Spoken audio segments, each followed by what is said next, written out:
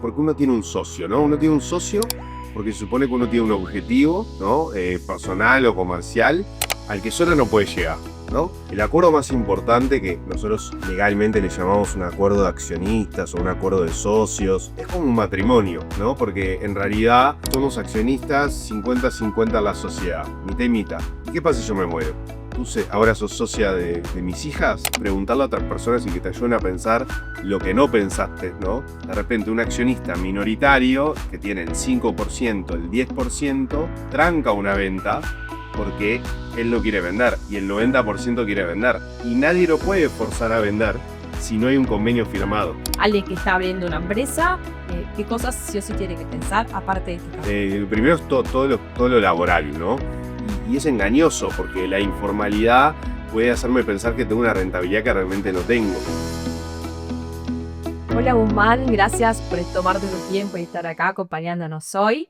Para quienes nos escuchan, hoy nos acompaña Guzmán Rodríguez, es abogado, socio de una de las firmas legales más importantes del país. Guzmán se especializa en Derecho Corporativo y Finanzas y además tiene el LLM en Harvard. Muchas gracias Guzmán por estar acá. No, muchísimas gracias a ti por la invitación.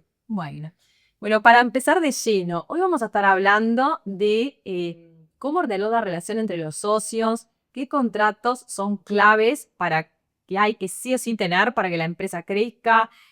Bueno, importante, pero vamos a tratar de hacerlo sencillo. Perfecto. Ahí Mirá, está. lo más importante cuando dos o más personas van a ser accionistas de una sociedad o se hace una SAS, una sociedad anónima, o no importa el tipo legal, inclusive si no hay todavía una sociedad creada como figura jurídica, es conversar el futuro, ¿ah? Como en cualquier cosa de la vida. El acuerdo más importante, que nosotros legalmente le llamamos un acuerdo de accionistas o un acuerdo de socios, a veces se le llama también convenio de accionistas, es como un matrimonio, ¿no? Porque en realidad vos tenés que ir conversando una cantidad de cosas para saber si el día de mañana cómo vas a enfrentar determinadas circunstancias de la vida con la otra persona y si estamos de acuerdo en cómo los enfrentar, ¿no? Como uno puede en una relación personal decir, bueno, ¿y qué pasa si yo me muero? ¿Qué pasa con mis bienes? ¿No? ¿A nombre de quién ponemos esta cosa, esta otra? Bueno, acá es lo mismo. Yo me asocio contigo en un proyecto.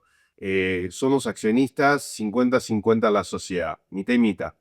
¿Y qué pasa si yo me muero? ¿Ahora sos socia de mis hijas? O en realidad yo estoy obligado, es decir, mis hijas están obligadas a venderte su parte a ti. Bueno, ese tipo de cuestiones, pero sobre muchos aspectos, es lo que es fundamental que las partes charlen, ¿no?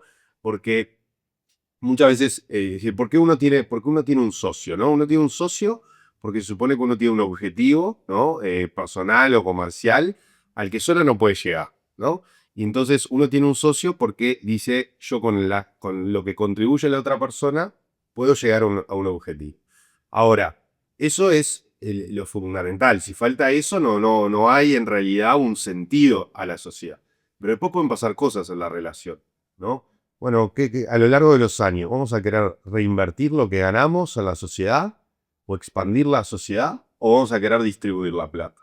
¿Y cuánto la vamos a distribuir?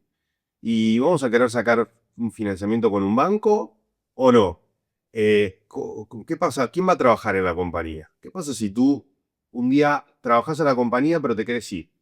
¿O querés poner a tu hijo a trabajar contigo? Bueno, cuando vos no pensás todas esas cosas, no las charlas, no las madurás y además no lo haces desde la tranquilidad del velo de ignorancia que te da que todavía esos problemas no ocurrieron, sino de que vos estás un paso antes, te estás sentando en algo abstracto a pensar, que hace que la gente normalmente sea más razonable, más justa, más pausada, más tranquila, porque no sabes de qué lado va a caer la moneda de las cosas de la vida. Si vos no planificás todo eso, cuando pasa, estás, es decir, en nada, estás en cero. Hay que discutir la cuestión en el momento, en el fragor de la batalla.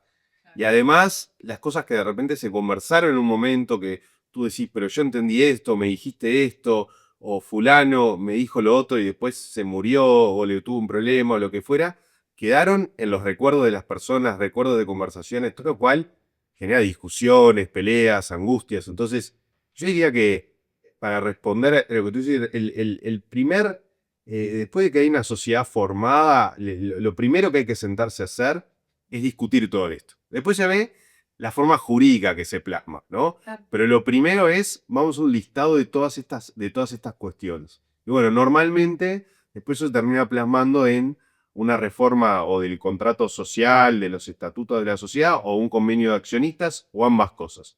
Pero eso es secundario a lo que es lo importante que es la maduración de fondo, ¿no? Muchas veces vemos que aún no tienen una forma jurídica, o sea, no están, digamos, trabajan de repente con un unipersonal y son socios, ¿no? Y trabajan con los unipersonales de una, o que tienen, o que no definieron eso. Y después cuando les empieza a ir un poco mejor, ven que tienen, ahí se ponen a discutir, bueno, vamos a abrir o cualquier otra forma jurídica, vamos a abrir esto, vamos a hacer esto, y qué porcentaje cuando ya empezaron a trabajar y ya de repente están trabajando con una unipersonal o se van a regularizar y no tienen acordado un montón de cosas, lo que decís. Bueno, es que por eso creo que es esencial poner en un momento de la relación, frenar y tratar de buscar ayuda con un profesional en lo posible, pero si no, con personas que uno tenga como referente, decir, bueno, ¿cuáles son las cosas por las que normalmente en la vida pasan en la vida de los socios,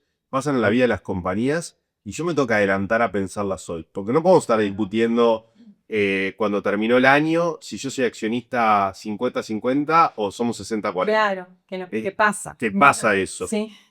O qué pasa que alguien dice de repente, lo empiezan los dos trabajando y alguien dice, bueno, me surgió otra oportunidad laboral, la quiero tomar, pero yo ya soy accionista 50-50 contigo. Y decís, bueno, no, pero yo éramos 50-50 sobre la base de que los dos trabajábamos. Claro. Y ahora, entonces, ¿cómo hacemos? ¿Cómo medimos el trabajo del que queda trabajando? De repente no estaba teniendo un salario formal porque era una sociedad 50-50. Entonces, bueno, los dos trabajamos, los dos empujamos, son 50-50, pero ahora queda uno trabajando y el que queda trabajando quiere tener un salario. ¿Cómo medimos eso? Entonces, tener la posibilidad de conversar todos esos puntos, pero después madurarlos, anotarlos y tener asesoramiento en decir cómo esto lo plasmo de una forma que quede como un plan de futuro, un pilar, los pilares de la sociedad, es como comprarse un seguro de alguna forma, ¿no? Es algo totalmente preventivo y te ayuda a planificar mucho y a sacar muchas discusiones y muchas angustias de medio. Y hay veces que son tal vez las menos, pero que no deja de ser algo valioso, darse cuenta que uno no puede hacer un negocio con esa persona. Que uno no es el socio para uno, porque tal vez puede contribuirle mucho, pero tenemos visiones tan distintas de lo que haríamos con la compañía, o visiones tan distintas de lo que es mi valor relativo para la compañía y lo que el otro piensa que es su valor, que la incompatibilidad de caracteres surge en esa propia discusión, ¿no? Y te adelantás y entonces te das cuenta, te ahorrás años de vida porque te das cuenta que iba a ser un desastre estar en ese negocio con esa persona. Y otra cosa que vemos mucho es que se ponen a discutir, lo hacen, se sientan y redactan un contrato entre ellos, usando por él inteligencia artificial ahora. Y bueno, y después, cuando surgen los problemas, vienen con ese contrato que redactaron. ¿Qué decís a eso? A ver, lo que pasa muchas veces es que las personas intuitivamente saben que ellos necesitan un acuerdo de accionistas o tienen algunos puntos discutidos, ¿no? Pero no llegan al punto de repente de entender, en base a la experiencia de otras personas, qué es lo que puede estar faltando. Es decir, ellos saben, dicen, bueno, tenemos que discutir A, B y C, pero no saben una cantidad de otras cosas y una cantidad de experiencias que tienen otras personas de cosas que han fallado, que han pasado bien, y después cómo escribirlas para que sean válidas, para que eso valga, que quede firmado. ¿Cuántas veces una persona te dice, yo tengo acordado tal y cual cosa, y cuando tú le decís, bueno, ¿en qué documento está eso? Y te dice, no, no lo tengo por escrito, ¿no? Y tal vez hay ni siquiera un WhatsApp de lo que está, ¿no? Entonces, es como que hay veces que en el derecho nosotros vivimos de que el 80% no es suficiente, ¿no? Tenés que completar el ciclo. Tenés que haberte planteado hacer un convenio, tenés que poner los términos que vos sabés que te preocupan, tenés que preguntarle a otras personas y que te ayuden a pensar lo que no pensaste, ¿no? Que siempre lo más difícil en la vida uno no sabe lo que no sabe, ¿no? Entonces, como no sabes lo que no sabes, si vos no te basás en la experiencia de otras personas que ya vivieron esto para ver dónde pueden estar los problemas, y después el asesoramiento, bueno, ¿cómo lo vamos a plasmar? ¿Cómo lo vamos a estructurar? Y después firmarlo, y después que eso valga, ¿no? Claro. Que se den todos los elementos para que valga. Sí, es una cadena bastante larga. Pero sí, es súper necesario y la verdad que a veces cuesta identificar qué tan necesario es, pero te ahorras un montón. Generalmente eso, vemos que consultan cuando ya hay un problema instalado, y no solamente en personas que recién empiezan sus negocios, sino en empresas ya formadas, de repente ya tienen una SaaS, sí, ya con los porcentajes distribuidos, pero no acordaron otras cosas. ¿Qué cláusulas pensás que sí o sí, o qué acuerdos pensás que sí o sí tienen que tener socios cuando ya están formalizados, cuando ya, por ejemplo, tienen una SaaS? ¿Qué cosas sí o sí tienen que haber charlado, pensado y firmado? ¿Qué cláusulas no pueden faltar? Perfecto. A ver, hay algo que es previo a tener un convenio de accionistas y súper básico, pero que muchas veces queda mal hecho. ¿Tá? Entonces, para el que nos esté escuchando, o por lo menos si hay algo que es imperdonable, que es que a veces las personas tienen decididos cuáles van a ser sus porcentajes, pero no tienen de repente, no emitieron las acciones, ¿no? O emitieron las acciones y las acciones las tiene uno de los socios.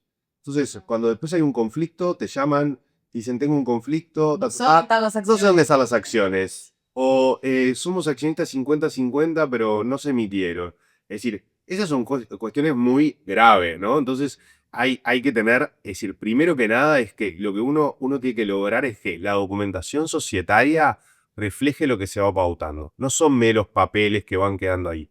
Son documentos que importan. Cuando después vas a hacer el convenio de accionistas, obviamente que es muy variable, dependiendo de si estamos ante una empresa familiar, si es una startup, cuál es la situación. Pero hay algunas cosas para pensar básicas. La primera es, ¿qué pasa si queremos vender? ¿Ah? Queremos vender las acciones. Si vamos a suponer que somos una sociedad 50-50, uno quiere vender y el otro no quiere vender, ¿qué pasa? Sí. ¿Ah?